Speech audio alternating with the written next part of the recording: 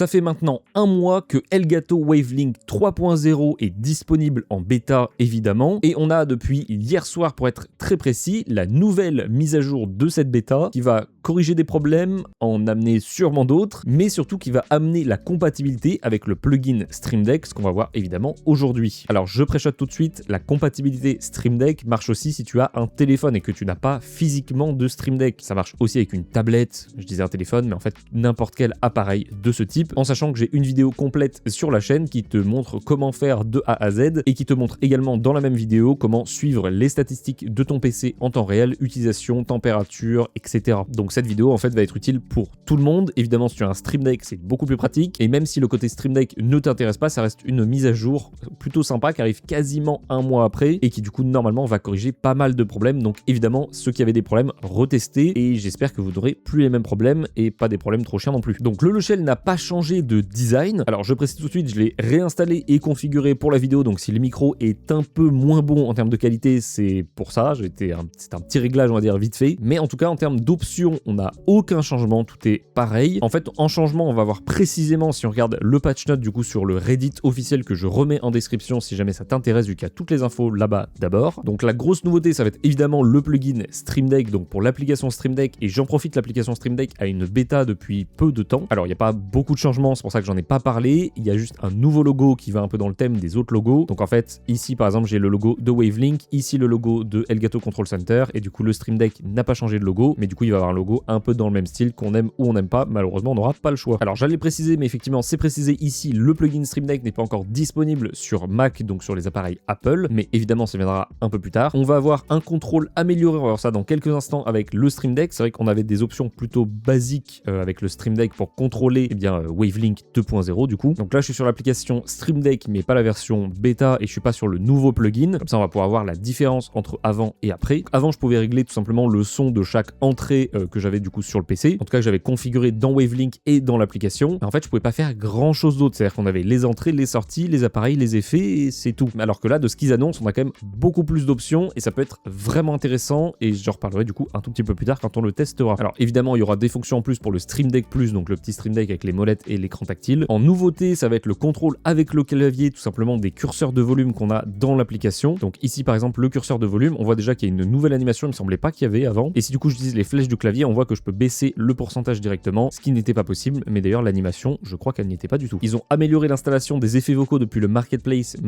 qui est beaucoup moins buggé, même si moi j'ai toujours eu besoin de me connecter 2 fois avant que ça fonctionne. Alors j'avais déjà les plugins sur mon PC donc j'ai pas essayé de les réinstaller, j'ai pas envie de foutre la merde, mais potentiellement vous aurez toujours des problèmes, logiquement ça a été corrigé. Et après les corrections / améliorations, il n'y en a pas beaucoup et c'est pas forcément très intéressant. En tout cas de ce que vous m'avez fait comme retour, parce que vous avez été très nombreux à me faire des retours, il y a des gros bugs vraiment chiants que vous avez eu qui ne sont pas du tout corrigés là. Alors à voir, ça se trouve c'est pas écrit ici, mais il y a quand même une correction derrière, c'est à tester, mais honnêtement je ne pense pas. Et encore une fois c'est une bêta, vous avez été très nombreux aussi à me dire que ça ne marchait pas avec tel appareil, et en partant du principe que du coup le logiciel ne fonctionnait pas avec tel appareil. C'est une bêta, il y a des bugs, c'est normal, on se calme. Donc pour installer le plugin, tu auras le lien directement en description si tu veux l'essayer. Évidemment le plugin est en bêta comme le logiciel, donc tu peux cliquer sur Get, ici du coup ça va normalement charger, sauf si ça ne marche pas, c'est chiant. Alors du coup là ça vient de fonctionner, on voit bien qu'il y a écrit Wavelink 3 avec tout ce que je peux ajouter. Alors attention tout de même, c'était un bug que j'avais déjà repéré sur Reddit qui avait été signalé, donc j'ai déjà la correction de ce bug. En fait l'application Stream Deck, il va falloir que tu la fermes, que tu fermes l'application aussi dans la petite flèche en faisant clic droit et quitter Stream Deck, et ensuite il va falloir que tu réouvres Stream Deck, mais attention en administrateur, donc exécuter en tant qu'admin, tu mets oui, et là ça fonctionnera pour l'installation et l'utilisation du plugin. Pourquoi c'est un bug, on pose pas de questions, en tout cas comme ça fonctionne.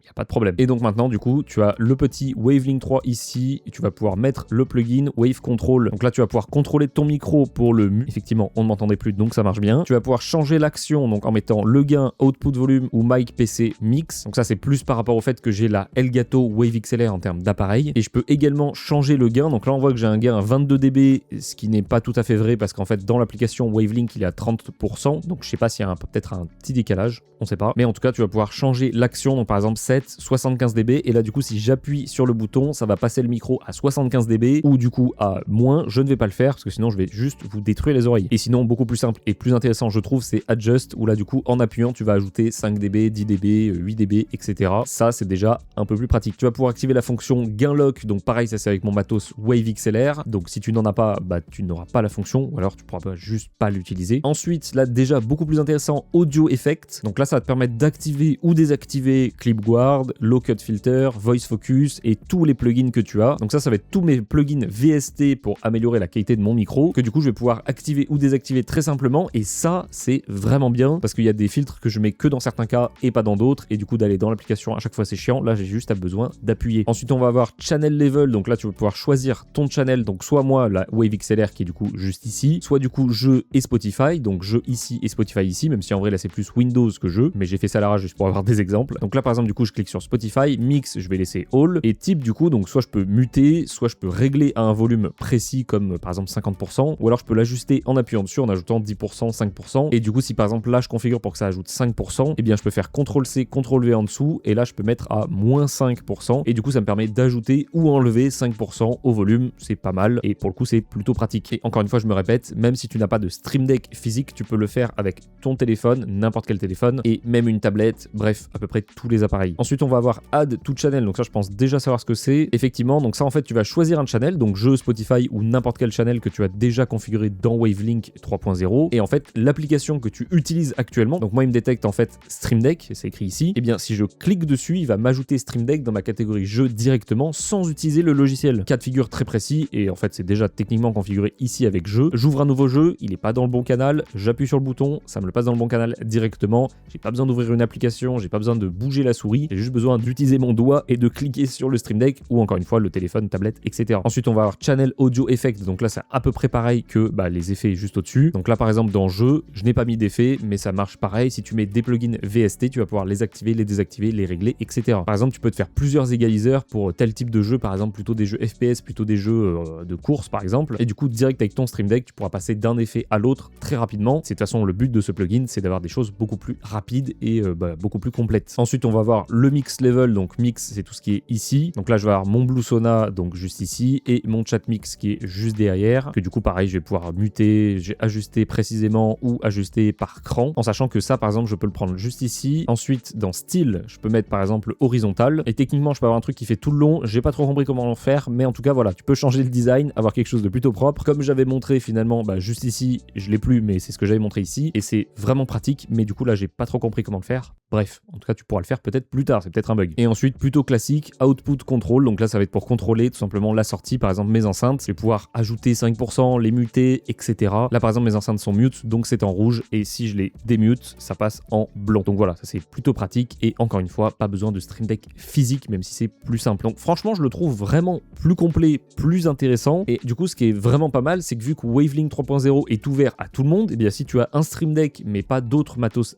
bien de chez Elgato, tu peux quand même profiter de tous ces avantages là, et bien plus, parce que le Stream Deck c'est vraiment utile pour beaucoup de choses. Comme je disais dans une autre vidéo que j'ai mis en description si jamais, moi par exemple ça me sert à suivre les stats de mon PC en temps réel, les utilisations, les consommations, les températures, de mettre l'heure aussi, pourquoi pas, bref, de faire beaucoup de choses, même pour gérer les streams, mes lumières, etc. Donc c'est vraiment très pratique, et c'est pas que pour cette application, tu peux l'utiliser que pour ça évidemment, mais tu peux faire beaucoup de choses. Et du coup du côté de Wavelink pur, il y a juste un bug que je vais préciser parce qu'il a été repéré par pas mal de monde, c'est tout simplement un bug avec l'option pour démarrer automatiquement le logiciel qui ne fonctionne juste pas. Le bug a été remonté, donc il y aurait un correctif je ne sais pas quand, mais voilà, en tout cas ça peut être un bug normal, moi je ne l'ai visiblement pas, mais ça peut quand même arriver plus tard, pourquoi pas. Sinon j'ai pas vu d'autres bugs à titre personnel, et en report de bug, je n'ai pas vu non plus des bugs vraiment particuliers. On a évidemment toujours pas la langue française, si tu as déjà installé l'application, vérifie qu'elle est bien à jour dans cette version là. Donc là en soi on a tout vu, toutes les nouveautés, les correctifs qu'il n'y a pas non plus en grand nombre, mais personnellement là j'ai pas vu de problème depuis que je l'utilise, même si je l'ai quand même configuré très rapidement juste pour pouvoir utiliser le plugin Stream Deck. Le plugin Stream Deck justement, et je trouve vraiment bien, et vu que le logiciel Wavelink est ouvert à tout le monde, c'est encore plus utile, et c'est aussi une façon de pousser les gens à acheter un Stream Deck du coup pour compléter ce logiciel gratuit, ce qui est pas bête, et en vrai c'est compréhensible, même si encore une fois tu peux l'avoir sur ton téléphone. Attention, il y a des limitations, je crois que tu peux avoir jusqu'à 6 cases paramétrables gratuitement, le reste ça va être payant, mais tu peux potentiellement t'en servir si c'est vraiment une petite utilisation, ça peut être suffisant. Évidemment Si c'est pas le cas, eh bien tu peux toujours acheter un Stream Deck physique ou acheter sur le téléphone. Je trouve que c'est vraiment pas pratique de l'acheter sur le téléphone, mais c'est une option.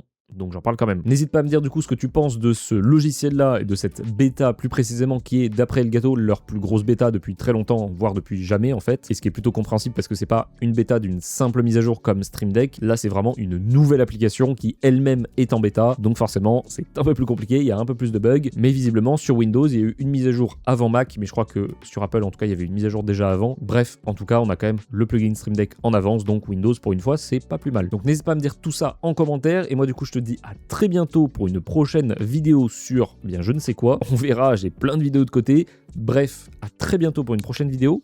Ciao ciao. Et évidemment, comme d'habitude, n'hésite pas à t'abonner, liker, commenter, partager et tout le tralala. Ça fait évidemment extrêmement plaisir. Donc merci d'avance.